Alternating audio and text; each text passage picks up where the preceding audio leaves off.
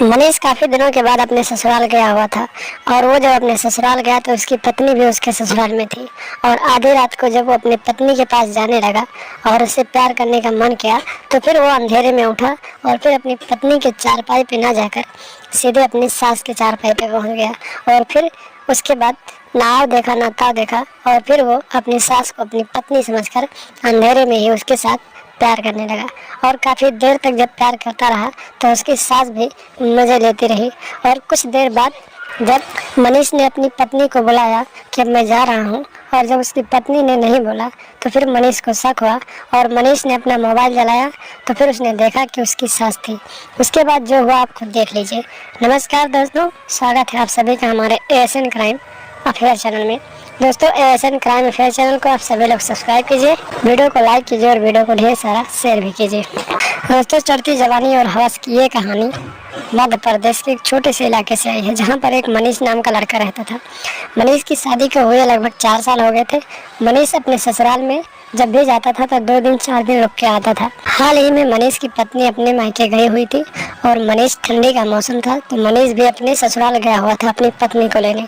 और जब मनीष अपने ससुराल पहुंचा तो फिर पूरी रात वो अपनी पत्नी के साथ बैठकर बातचीत करता था और जब भी मौका मिलता था तो वो अपनी पत्नी के साथ प्यार भी करता था।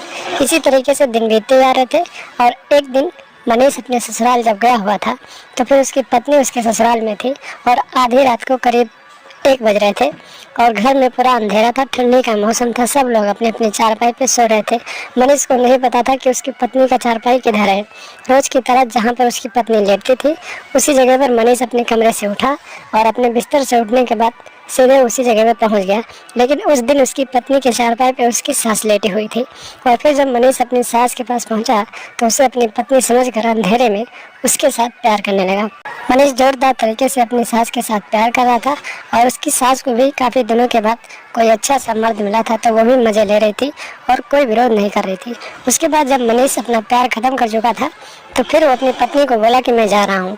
लेकिन जब उसकी पत्नी की आवाज़ नहीं आई तो मनीष ने अपना मोबाइल निकाला और फिर जब मोबाइल जलाकर देखा तो फिर उसने देखा कि जिसके साथ वो प्यार कर रहा था उसकी पत्नी नहीं बल्कि उसकी सास थी। और उसके बाद मनीष वहाँ से चलने लगा। उसके बाद मनीष की सास ने कहा, दामाद जी आप तो बहुत अच्छा प्यार करते हो और फिर मैं तुम्हारे साथ बहुत अच्छे से प्यार करूंगी, बस ऐसे ही आप मुझे प्यार करते रहना।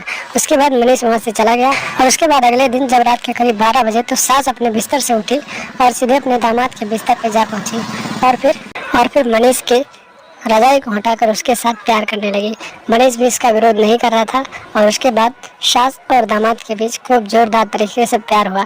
और उसके बाद इसी तरीके से दोस्तों सास और दामाद का खेल चलने लगा। और एक दिन जब मनीष अपने सास के कमरे में जाकर उसके साथ प्यार कर रहा था तभी अचानक उसकी पत्नी की नींद खुली और उसकी पत्नी ने अपने पति को अपनी माँ के साथ प्यार करते हुए देख लिया।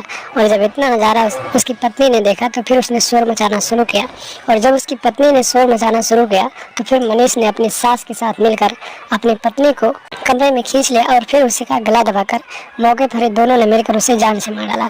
और फिर आधी रात को उसकी लाश को उसके चारपाई पर लेटा दिया। और जब सुबह हुई रोने धोने का नाटक शुरू हुआ, आसपास के लोग इकट्ठा हुए तो लोगों को बताया गया कि रात में इसकी मौत हो गई।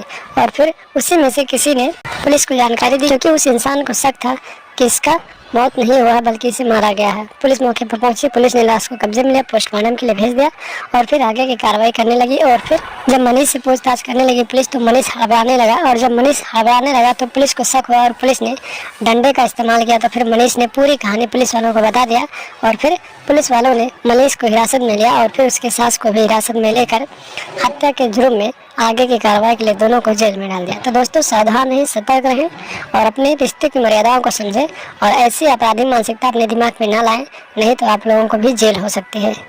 तो दोस्तों लगातार हमारे साथ बने रहें, हमारे चैनल को सब्सक्राइब कर लें और हमेशा देखते रहें ASN क्राइम अफेयर।